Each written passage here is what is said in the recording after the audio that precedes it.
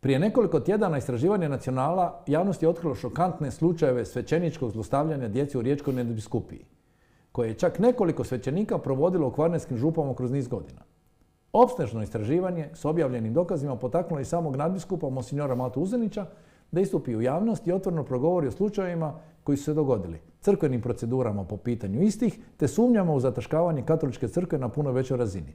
Je li istup monsignora Uzenića izuzetak ili će potaknuti druge da javnosti obznane možebitne slične slučajeve? Je li ovakav način otvaranja novi smjer crkve pod vodstvom progresivnog lijevog Papa Franje? Razgovaramo s novinarima Darkom Pavičićem. Dobar dan, dobrodošli. Dobar dan. I Antom Mikićem. Dobar dan. Dobar dan, dobrodošli. I je li to promjena? Što se događa? U kojem smjeru idemo? Evo Anto, da krenemo od tebe. Pa promjena jest, samo što se ta promjena događa, barem u katoličkoj crkvi, već 20 godina. Samo što ona ipak se događa s ugašenim reflektorima kamera. I ona dolazi, ne iz Hrvatske, ona dolazi iz središnjih institucija katoličke crkve, još iz vremena kad je Benedikt XVI. Bio prvi suradnik Ivana Pavla II. Koji je tamo početkom 2000-ih nakon američkog skandala sa zlostavljanjem maloljetnika i Bostona i svih otkrića koji su šokirali i svijet i katoličku crkvu, koji je počeo mijenjati unutarnje crkvene procedure, jer do tad je to u crkvi bio obični krimen opisan drugim seksualnim, dakle, pogreškama, odnosno zloupotrebama i nije imao nikakvo posebno mjesto. Tako da unatrag 20 godina se događa promjena. Sporo, ali ustrajno u smjeru, dakle, u kojem će biti nemoguće, ja se barem nadam, da takva zlodjela prođu nekažnjeno unutar katoličke crkve. Dakle, neistraženo i nekažnjeno. Međutim, javnost od crkve očekuje puno više. Ona od nje očekuje da kazni te svećenike nekim konkretnim kaznama. Međutim, javnost ne zna da crkva je tu poprilično svezanih ruku. Odnosno, najveća kazna koju ona može izreći svom svećeniku optuženom ili osuđenom za seksualna zlodjela i prema maloljetnicima je da ga otpusti iz svećeničkog reda. Može ga prijaviti DORH-u? Može ga prijaviti DORH-u. Obavezno ga je, čak što više, ali po novim procedurama to se i događa. Pa evo i biskup Uzenić, nadbiskup Uzenić je prijavio DORH-u. I mnogi od ovih slučajeva o kojima govorimo su prijavljeni DORH-u. Evo sad doznajemo da su neki od njih za neke od njih i ranije DORH znao. Tako da je ovdje, dakle, kažnjavanje u rukama države. I dobro je da je tako. Ali crkva sad surađuje, to je promjena. Otvorenije ili više? Crkva surađuje, da. Odnosno, ovaj istup nadbiskupa Uzenića pokazuje da što se njega tiče, on je potpuno otvoren suradnji s državnim institucijama. On je potpuno otvoren tomu da spriječi svaka moguća daljna zlodjela u svojoj nadbiskupiji i čini se da je dosta odlučan u tome.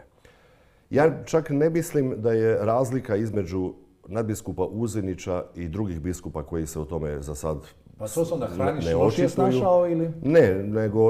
Ne mislim da je kod njih razlika u tomu koje ciljeve oni žele postići. A to je da zlostavljanje u katoličkoj crkvi po tom pitanju više ne bude.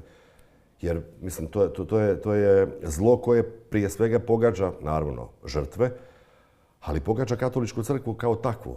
I te žrtve su isto bili uvjereni vjernici, djeca najbližih suradnika, nekih župnika, sjemeništarci, bogoslovi, dakle ljudi koji su katolička crkva u onom najužem smislu te riječi. Dakle, ne mislim da je razlika između nadbiskupa Uzenića i drugih biskupa u tomu da drugi biskupi žele to zataškati.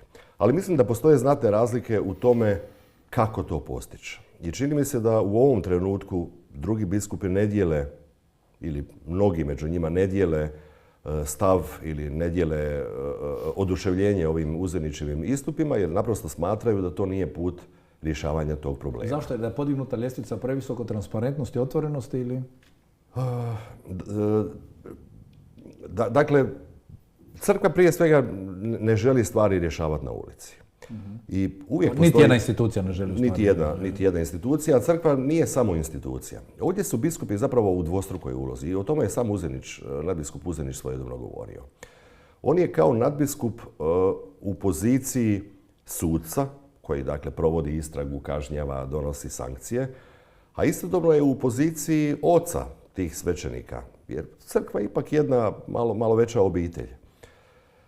I ako bismo to stavili paralelu u obitelji, ja isto kao otac bih najradije stvari rješavao sa svojom djecom, dokle god je to moguće. Dokle ne bih izlazio na ulicu sa svojim obiteljskim... Ne bih zvao socijalnu službu, ja? Pa ne bih, dokle god postoji i najmanja nada da se ti slučajevi mogu rješavati unutar obitelji. Čini se možda će istina biti negdje u sredini. Dobro je da je po meni da nadbiskup Uzenić ide i dalje od onoga što mnogi smatraju da je dobro i pametno. Mislim da se u ovoj situaciji uistinu i mora otići dalje od uhodanih i uobičajenih puteva, jer nažalost ti uhodani i uobičajeni putevi nisu bili efikasni. Nisu dali rezultat. Darko, koliko je to stvarno problem? Dakle, imamo neka istraživanja koji kažu da je koliko? 6%. Znači, ne možemo reći da neki nužno veliki problem. Doći ćemo na taj postotak, ali to je doista problem. Dakle, ono što je Anto rekao, dakle, radi se o zlu, dakle, radi se još, gledano crkvene strane, tretira se kao grijeh, dakle, i kazneno djelo i grijeh. Dakle, ono ima nekakvu dvostruku odgovornost, i zemaljsku i ovu neku nebesku. Dakle, to onaj ko napravi, dakle, njemu su vrata u pakao širom otvorena. Dakle, on juri u pakao. I upravo tu crkva mora djelovati da s te strane to spriječi i zaustavi. Koliki su razmjeri tih problema kod nas? Ja bih rekao da su, što je rekao i nadbiskup Uzenić, mnogo manji nego što se misli. A da dođemo konkretno na ove postupke, vidjet ćemo slučajeve koje je on iznio u javnost. On je iznio 9 slučajeva u javnost, ako se sjećaš. Da. S tim da su 3 vezana uz financijske skandale i jedno neprimjereno ponašanje, 6 su vezane uz seksualno zlostavljanje. Pazi sada, od tih 6, prvi kojega je on naveo, nacionalno je kasnije imao, znači radi se o Milanu Špeharu, on se sam nakon početka istrage prijavio i raspopio se, kako se kaže narodu, dakle izašao iz svećeničkog reda, danas živi povučen u samostanu, a to je bilo prije Uzenića. Dakle, imamo jednog čovjeka koji je sam, drugi slučaj koji je otišao u zastaru, i svi ostali slučajevi, dakle ova ostala 4 slučaja su kanonski, dakle nisu bila uopće kazneno djelo. Dakle, kanonski nisu bila kazneno djelo. Osim jednoga koji izgleda ima psihičkih problema, pa je njemu išao na psihičke i psihijatrijske tretmane i sad je pod određenim nadzorom. Međutim, ovi drugi ljudi su svi prošli kanonsku proceduru i iz nje su izašli čisti. Kako su znači isto ta procedura nije usklađena sa ovim životom? Ne, ta procedura je jako stroga. Dakle, to je sve išlo u Vatikan i vratilo se iz Vatikana. Vatikan je potvrdio da su oni čisti. Međutim, kako se prijavljuju i DORH, ono što smo malo prije rekli, DORH još uvijek provodi svoju istragu koja nije gotova. Da li provodi izvide? Ne znamo. Da li provodi istragu? Ne znamo. Dakle, DORH to još uvijek drži u tajnosti. Znači, ako si rekao da je 6%, ne bi ja rekao da je tu 6%. Taj postotak se znatno smanjuje. Ali gdje je tu postotak nezgodan? 100% je šteta nanesena onim ljudima u ovim primjerima koji su, dakle, kanonski oslobođeni krivnje. Što ako i DORH oslobodi krivnje? A njihova su praktički imena, odnosno inicijali i godišta. Ja poznajem neke ljude i Anto, malo prije smo pričali o tome, cijela Rijeka zna o kome se radi. Kako će ti ljudi dalje obavljati svoj posao? Recimo, to mi se čini u cijelom ovom slučaju nekako, možda i nehumano. To je bilo nerazborito. Kao što je u Hranićevom slučaju, a ta 2 slučaja su povezana, Uzenićev i Hranić, nerazborito bilo umanjivati krivnju svećenika koji je osumnjičen za pedofiliju. I zanimljivo, obojica nadbiskupa su imali potrebu izaći s tim pred javnost. Dakle, crkva osjeća odgovornost. Ali bila je jedna bitna razlika. Mislim da je biskup Hranić bio, nadbiskup, tako jer on je tamo. U Đakovu, da. Pa zato mi je stavilo. Ali on je kao bio pritisnut javnosti. A obojicu su pritisnule javnost. Dakle, ali on je kao prvo nezgrabno reagirao, pa se morao ispraviti. Jednoga je pritisnuo, dakle, tjednik, dakle, tjednik novosti, dakle, Hranića su pritisnule Novosti, a Uzenića je pritisnuo Nacional. Ne bi oni sami sebe tako istračali. Hranić se tu postavio malo nonšalantno, on je nekako izašao, misleći pričat će neku pričicu tamo pa će to sve proći. Međutim, ne, to nije prošlo. Vidjelo se zapravo da je on postupio po svim ovim strogim pravilima koje je Anton nabrojao. Dakle, jako je stroga procedura. Postoji na internetu, na HBK-ovim stranicama, zove se smjernice. Dakle, točno je propisano što se mora napraviti. Hranić je to napravio samo jednu pogrešku, nije tog svećenika sklonio sa župe. Očito su bili jako dobri. Međutim, zanimljivo je kako su dakle, jedan i drugi nadbiskup posjetili potrebu izaći pred javnost i reći da, mi imamo problem, nisu se možda obojica najbolje snašli. Hranić je tu nekako onako ispalo je kao da relativizira, Uzinić je izašao s imenima svojih svećenika koji možda na kraju neće biti krivi. Dakle, vidimo da crkva osjeća s te strane, dakle ti to dobro poznaješ kako to izgleda u tom načinu komuniciranja, crkva osjeća veliku odgovornost, osjeća veliki sram zbog toga što se dogodilo i s treće strane osjeća možda svojevrsno nesnalaženje. Ipak se radi o teškom krimenu, dakle radi se o teškim djelima za koja će se utvrditi sada s vremenom. Dakle, Uzinić je i na razini nacionalnoj, on je šef ureda u HBK za tu vrstu zločina. Dakle, oni će na prošlom zasjedanju su donijeli odluke i uskoro će ih provesti. Dakle, sve biskupije naprave svoje evidencije da provjere i tako dalje, da svi izađu sa javnim podacima. To vani postoji. Talijanska biskupska konferencija svake godine objavi što je Povjerenstvo za istraživanje seksualnih zlostavljanja utvrdilo te godine. Koliko ima novih slučajeva, koliko je bilo stari, koliko kažnjenih i tako dalje. Dakle, i to su javno dostupne informacije. Postoji čitava stranica, praktički jedan mali portal. Ali se onda izbjegava ovo prozivanje ljudi koji će možda biti, kad su napravi tako dobro uhodana praksa, onda se izbjegava ovo prozivanje ljudi koji možda na kraju budu oslobođeni. Tako, izbjegava se, dakle, kaznit će se oni koji su doista zgriješili i prevenirat će se da se to ne događa. Pazite, kad sve postane javno, kad reflektori osvijetle, dakle, sve te probleme, čak i onaj koji je bolestan, dakle pedofilija je bolest, onaj koji je bolestan od pedofilije, jako će dobro razmisliti hoće li počiniti taj zločin ili ne. Može će dakle neki ljudi naprosto napustiti svećeničku službu zbog toga ne mogavši se nositi sa bolešću, sa problemom koji imaju. Onda smo biti na tom početku tog procesa, ili ti rekao to traje, ili možda na početku javnog tog otvaranja? Na početku, da. Hrvatska tu može, oprostiti samo, Anto, dakle Hrvatska kao što kaska za nekim stvarima, kaska tako i u ovom pogledu. A još jedna stvar, malo prije smo mi pričali, pred emisiju smo se našli, mi smo ipak jedno tradicionalnije društvo. Ja sam, na primjer, pitao kardinala Vinka Puljića prije ne znam koliko godina, to bilo u njegovo dobu, on se začudio i kaže, mi nismo pojma imali što je to. Dakle, i o tome se možda radi. Da. Kad je ova tema buknula tamo početkom 2002. čini mi se da je to bilo u Bostonu, ja sam i tad radio unutar nekih crkvenih medija. Moram priznati da sam ja osobno bio šokiran. I ljudi s kojima sam surađivao, ljudi s kojima sam komunicirao unutar katoličke crkve su bili... Zar nije? Bio je snimljen, pa čak i nedavno. Išla je repriza. Pa ima već film je prije 6-7 godina ili tako negdje. U svakom slučaju, sjećam se da biskupi su se i tad zainteresirali za tu temu. I na jednom zasjedanju Hrvatske biskupske konferencije su raspravljali i o tim slučajevima u svijetu, odnosno u Americi. I vjerujem da su htjeli biti u toku s tom temom. Tako da ja čak ne bih rekao, u Hrvatskoj je to novo, premda smo mi imali već nekoliko i slučajeva koji su završili na svjetovnim, odnosno državnim sudovima. Vrlo brzo su bili ovaj slučaj koji je bio u Splitu, ne moramo imenovati čovjeka, dakle, ali radi se o jednom Franjevcu Komentualcu, dakle, koji je izašao u javnost. On je bio vrlo brzo riješen i čak je crkva prije riješila slučaj nego DORH. Za 6 mjeseci je on izgubio sva svećenička prava i svedena na razinu civila. Vrlo brzo je provedena istraga, to je nadbiskup Barišić imenovao jedno povjerenstvo, dakle iz svoje biskupije, iz Franjevačkog reda. Oni su ga praktički natjerali na priznanje, on je priznao što je radio i to su bila tako gnjusna djela. Ja sam čuo od jednog člana te komisije da je to bilo toliko odurno da on nema načina da to ikome prenese i ispriča. Dakle, to su bile takva vrsta gadosti. I crkva je tu prerezala. Prije DORH-a. Crkva ima više prakse od DORH-a u rješavanju, procesuiranju takvih... Crkvi je stalo da se to riješi. Takav čovjek nije dostojan biti svećenik, dakle iz pozicije same crkve. Ne treba čekati DORH da tu nešto... I DORH je njega naravno poslije kaznio. Da, ali koliko Anto postoje koliko stoje te teze da jedni druge štite, da se zato nije smjelo o tome govoriti ili... Mislim da je to ipak manje više stvar prošlosti. Odnosno, to je bila uhodana praksa u cijelome svijetu do 2000. godina. Da se stvar pokušavala riješiti na način da makneš čovjeka iz te sredine u kojoj je bio, pa ga staviš u neku drugu sredinu, pa on u toj drugoj sredini nastavi s tom praksom. Međutim, procedure su se u međuvremenu dubokom promijenile. To je, bila uhodana procedura, očito.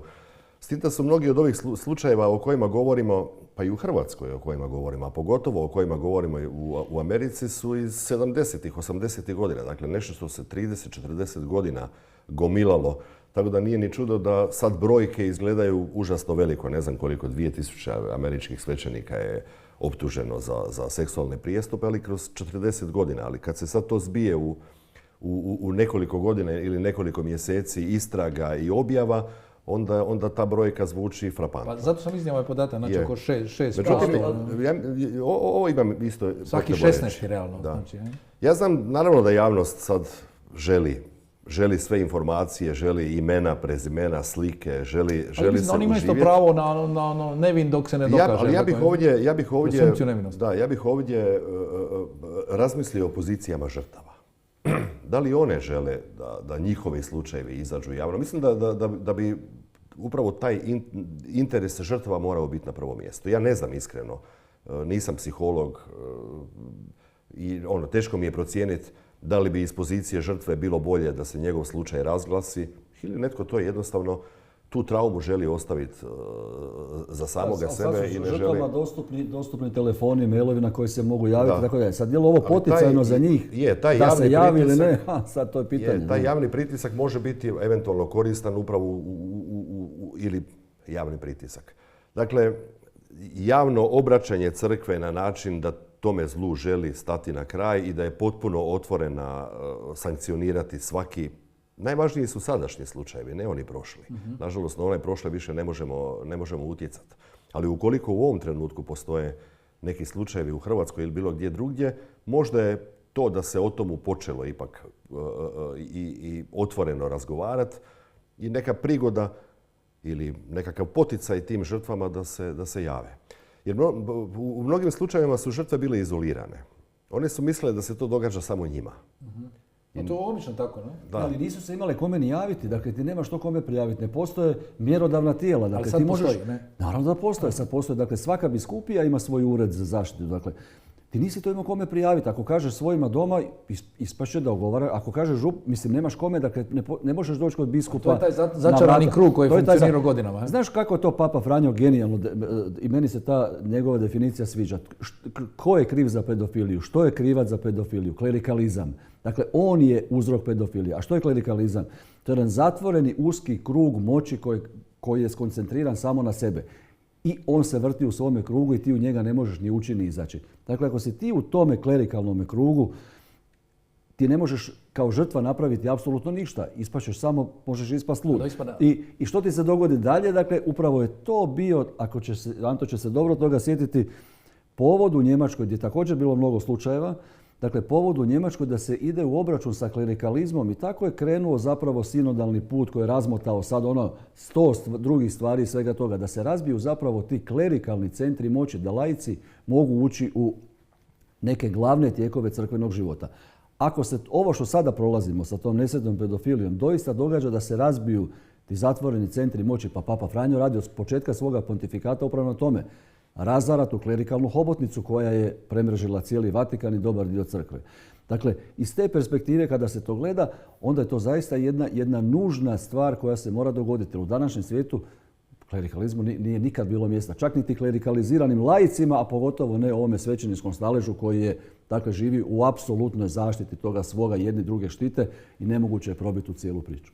Dobro, ali znači dolazimo do onog detalja koji smo pričali prije, da u svakom centru moći znači uvijek imamo iste igre, bilo da se radi u biznisu, bilo čemu, imamo što seksi, novac. Ne? Pa da, to je, ja se sjećam kad je don Živko Kustić znao govoriti ili nam zaviruju u novčanik ili u gaće. Dakle, karikirano, da, to je upravo to. Dakle, tu postoje nekakvi interesi, odnosno postoji tajna. Čim ti imaš neku tajnu, držiš nekoga za neku tajnu, ako si s nekim ušao nekakav biznis koji nije baš legalan ili si imao neke odnose koji također nisu dobri, nisu... Ti ćeš vrlo brzo uspostaviti taj sustav, tajnovitost i držat će jedni druge u nekakvom šahu i tako dalje.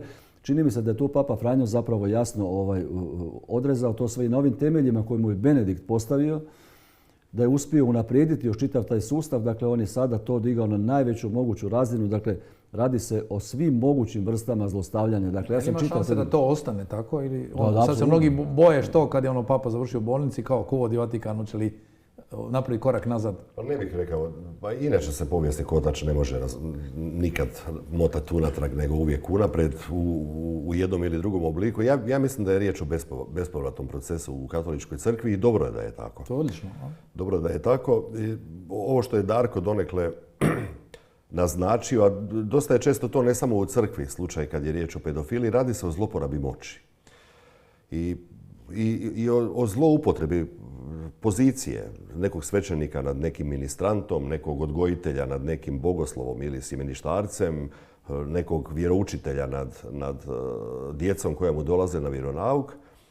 I ono što Papa radi, a čini mi se da je Uzinić na tom tragu, naprosto želi razbiti tu način funkcioniranja crkve kao neke organizacije u kojoj je moć važna. A dopunio bih još tu, dakle, radi se još jednostavno vrlo važnoj koncentraciji muške moći. Tako se složiti, dakle, crkva je jedno muško društvo, žene su svedene na redovnice koje nemaju baš nekakav, ona ima i profesorica naravno i tako dalje, sve skupa, međutim one su svedene na jednu, ajmo tako reći, karikirano radnu snagu. Papa je to promijenio potpuno. Papa uvodi žene, dakle u biskupsku sinodu, Papa uvodi žene u vatikanska tijela da ima, pa nadbiskup Uzinić to isto upravo radi. Dakle, guraju se s jedne strane laici i žene. Dakle, vi čim imate žene u jednom takvom okruženju, takve se stvari neće moći događati. Dakle, ako imate ovaj zatvoreni, uski, muški, klerikalni krug, tu se može svako vidjeli smo neke izjave nadbiskupa Uzinića koje su onako baš otvaraju prostor za neke korake dalje. Rekao je za celibat, bolje da ga nema ako ga se ne poštuje, tako ne? Ovo sad što je bilo u nedjelju. Sad može imati svatko svoje mišljenje, dakle Papa tu, oprosti, dakle dopušta jednu širu raspravu i to se najbolje vidimo u Njemačkoj kroz ovaj njihov sinodalni put, tamo su te stvari jako otišle daleko. Dakle, svatko može imati mišljenje je li celibat dobar ili loš. Ja imam svoje mišljenje, ono je potpuno irelevantno za neki širi krug ljudi, možda i tako dalje. Nadbiskup Uzinić ipak ima, dakle, s razine učiteljstva može govoriti, međutim, o tome će ipak donijeti odluku. Otvaraju se i ta pitanja. Ta se pitanja otvaraju s vremena na vrijeme stalno. Da, inače ove teme o kojima se sad tu raspravlja, pa recimo i na tom sinodalnom putu, o ređenju žena, o ukidanju obvezatnog celibata, nisu nove u katoličkoj crkvi. O njima se rasprava periodički, svakih nekoliko desetljeća. Negdje malo nakon drugog Vatikanskog koncila, u drugoj polovici 60-ih, ta je recimo tema bila aktualna u Belgiji ili u Nizozemskoj. Tamo su bili tad svojedobno neke takve sinode kao što su danas u Njemačkoj. I to svakako. Međutim, ja ne bih povezivao ovu temu pedofilije unutar katoličke crkve ili bilo gdje drugdje s nekim drugim temama poput celibata ili nečega poput toga. Mislim, kod pedofilije se naprosto radi o zločinu koji se ne može objasniti nikakvim drugim. Na kraju krajeva pedofilija ima najviše u obiteljskim sredinama gdje nema celibata, ne? I ima ga i u drugim institucijama gdje celibat nije. Ovo sam više pitao u ovom reformskom dijelu gdje... Ali što se tiče reformskog dijela, to je isto tako priča koja... I mislim da je tu isto... Iz tih nekih izjava nadbiskupa Uzinića naprosto progovara taj jedan duh drugog Vatikanskog koncila. Ne znam kako bih to drugačije nazvao. Dakle, jednog pokušaja reformskog koji se u katoličkoj crkvi na ovoj globalnoj razini dogodio prije 50 i nešto godina, koji je u Hrvatskoj poprilično zakasnio, naprosto za vrijeme komunizma nije bilo preduvjeta da da se tako razgovara, da se radi. Reforme te vrste uopće budu na dnevnom redu, jer svi su u crkvi i lijevi i desni i napredni i konzervativni imali zajedničkog neprijatelja u komunizmu, pa je trebalo zbiti redove i ne slabiti tu crkvenu koheziju otvaranjem tako osjetljivih procjepa unutar institucije. Tako da je i zbog toga kod nas malo kasno ovi procesi. Da su ti komunisti došli u crkvu pa je nastala još veća konfuzija. Međutim, ovo je tema koja je u nekim crkvama u zapadnoj Europi, u jednoj Irskoj ili evo u Njemačkoj ili u Sjedinjenim Američkim Državama. Uistinu, dakle, urušila povjerenje u katoličku crkvu, pa čak i njihovu ulogu u javnom životu do te mjere da su, pa evo, na ovoj materijalnoj razini su mnoge biskupije bile pred bankrotom zbog toga.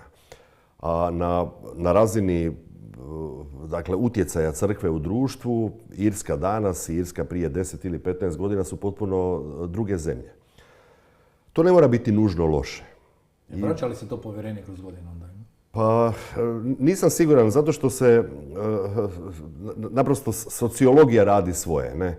I taj pad povjerenja nije bio dakako vezan samo zbog ovoga, samo za ovu temu, nego je bio vezan naprosto na novi stil života, nove vjetrove koji su došli i koji pomalo dolaze i kod nas. Ja mislim da bi se i crkva u Hrvatskoj trebala početi pripremati za ta vremena. Ona možda još nisu došla, ali ne vjerujem da su jako daleko. Mislim da već pomalo kucaju na vrata. Katarze, dakle ovo su katarzične situacije dakle, koje se događaju, nužno dovode do promjene. Tako da meni je je tu recimo paradigma tog Uzenićevog ovog nastupa, koji nije vezan samo uz pedofiliju, nego je otvorio i mnoge druge teme, za razliku od nastupa nekih drugih biskupa. Naprosto se radi o drugačijem pogledu na izazove pred kojima se crkva nalazi.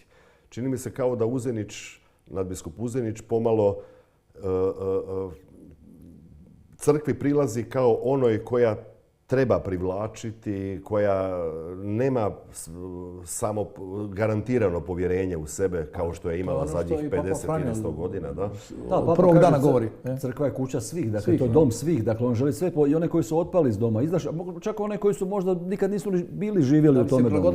Ali zanimljivo, Uzenić je bio taj, niko to sad nije spomenuo kako je bila pedofilija, u prvom planu bio taj koji je 2010. otvorio tu, ajmo reći, pokazao crkvene knjige u Dubrovniku kad je preuzeo biskupiju i pokazao manjak i nije upirao prstom u nikoga. Zato što nije drugog izbora, dakle on je došao u situaciju koja ga je prinudila na to, dakle isto kao što ga je prinudila i ova, ali on je izabrao najbolji put koji je mogao, da je on ostao začahuren, dakle u tom svom klerikalnom okruženju koje ga bilo okružilo, dogodilo bi mu se isto, bankrotirao bi. Kao što bi ovdje, to su bili fini milijuni, onako. Pa jasno, da i to onda je bilo najbolje reći, gledajte ljudi, mi smo u problemima, sve vam je na internetu, pa čitajte polako što se događa, mi ćemo naći nove ljude, nove menadžere koji će voditi te naše poslove. A ovo lijevi desni biskupi, imamo tu podjelu u Hrvatskoj, ko je lijevi, ko je desni ili je to... Lijevi i desni iz društvenog i političkog života se ne mogu primijeniti na unutarnji crkveni život. Lijevo i desno u crkvi znači nešto sasvim drugo, tako da tu vrlo lako može doći do nesporazuma. Netko će reći da je, ne znam, biskup Košić desni biskup, međutim, ako pogledate njegovo socijalno djelovanje, dakle, pučke kuhinje, stipendiranje, djelovanje Caritasa, on je izrazito socijalno orijentirani biskup. Možda više od čak i način života, dakle, nekog prosjeka. Vrlo jednostavan i skroman, dakle, to nije nešto. Možda je ovo lijevo ili desno u crkvi, možemo povezati samo s onom temom koju sam ranije malo otvorio, a to je pitanje, odnosa prema reformama koje su na Drugom Vatikanskom koncilu pokrenute, jesu li u crkvi potrebne, jesu li korisne, ili neki smatraju da nisu potrebne i nisu korisne. Ili ovaj odnos prema LGBT-u i to? To je sve dio tog jednog spektra, dakle, odnosa, ja bih rekao da je ključno pitanje odnosa prema suvremenom svijetu. Dakle, to recimo da bi katolička ili ta crkvena desnica bila ona koja je malo skeptičnija prema tom svijetu, koja je za očuvanje vjerodostojnosti u smislu jedne unutarnje čistoće i unutarnje jačine crkve i dakle jednog pobožnog života koji će biti usmjeren prema spasi dušu svoju.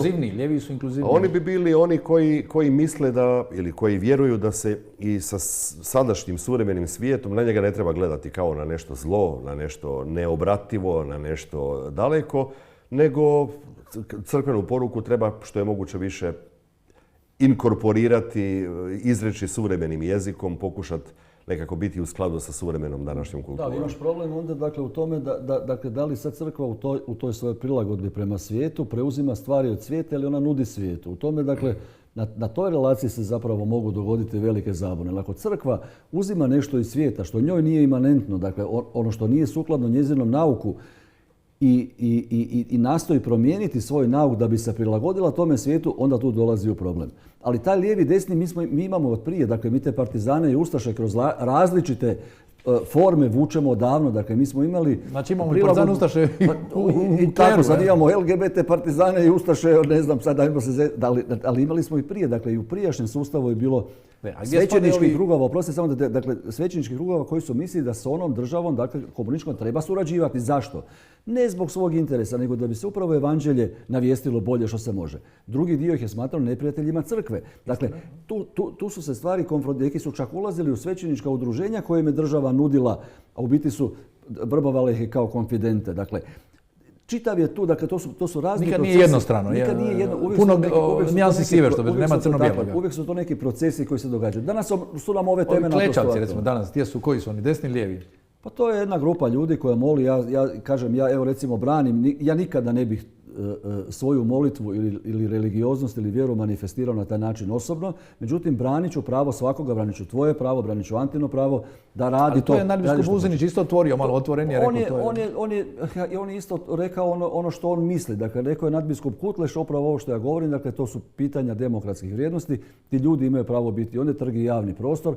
Svatko od nas ima svoj način molitve, dakle to je nadbiskup Kutleša rekao. Uzdanić je rekao ovo, Jure Bogdan je rekao da on u njima prepoznaje branitelje koji su nosili krunice oko vrata. Dakle, to je osobno mišljenje svakog biskupa. Dakle, ono što se može vidjeti u tome cijelome procesu koji se događa s njima, to je jedna homogena grupa ljudi koja niti se smanjuje, niti povećava, niti radi neki nered i tako dalje. Pretjerana medijska pozornost koja im je data od početka, dakle, je zapravo napravila jedan nered cijeli u tome svemu i sad dakle da imamo i prosvjede i tako dalje. Dakle da se kuha jedna društvena atmosfera oko neke priče o kojoj uopće nema. Ali ovdje malo se nadovezati. Dakle, meni se čini da javnost inače crkvu dosta pogrešno percipira. Kao jednu jednoobraznu, dakle, homogenu, uniformnu organizaciju.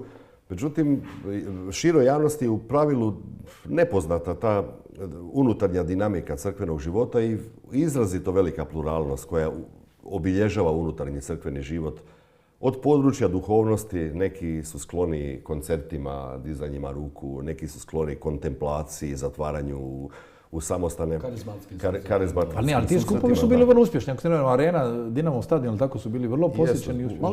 Uglavnom su bili popunjeni, da. Ima ti duhovnih obnova koje su silno popularne, dakle tamo dolaze tisuće i tisuće ljudi, dakle to imamo krunica javnih koje se mole u javnom prostoru poput one na Kamenitim vratima ili tako dalje, koje ne izazivaju toliko pažnju. Ova je izazvala određenu pažnju, kažem, zbog tog medijskog, dakle, tretmana koji je od početka imala i sad se to politizira. Kako se kod nas sve politizira, politizira se i to. Evo, tako da, ono što je rekao nadbiskup Buzinić, mislim da oni nemaju relevantnu političku snagu i zašto niti se oni delegiraju kao takvi. Dakle, da su se sad oni, ili da se jednoga dana oni predstave kao potencijalni zastupnici, ne znam, u Saboru, u gradu i tako dalje, onda bi rekao to je nekakva druga stvar. Ali opet se radi o laicima, ljudima, dakle, ko što smo vi i ja, nas trojica. Dva ste eksperta, pa da vas iskoristim za kraj, tu smo pa ćemo kratko, iako je velika tema, ali nije danas bila.